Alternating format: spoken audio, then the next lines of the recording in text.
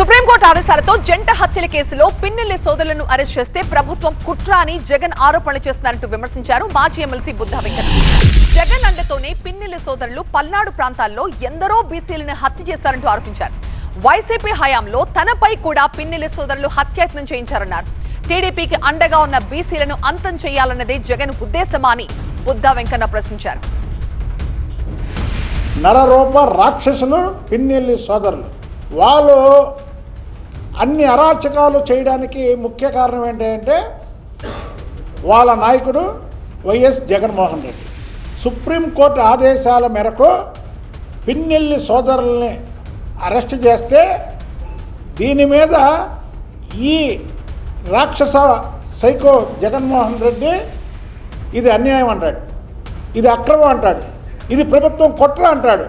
అంటే ఇద్దరు వ్యక్తులను హత్య చేసి తప్పించుకుంటే సుప్రీంకోర్టు వీళ్ళని అరెస్ట్ చేయమంటే అది మా మీద ఇచ్చేస్తాడు. అంటే నువ్వు ఏం చేస్తున్నావు? ఈ రాష్ట్రంలో బడుగు బలహీన వర్గాల వారిని అందరినీ చంపేయాలి, వాళ్ళు ఉండడానికి వీలు లేదు, వీళ్ళందరూ తెలుగుదేశం పార్టీకి సపోర్టర్లు అనే కదా నీ ఉద్దేశం.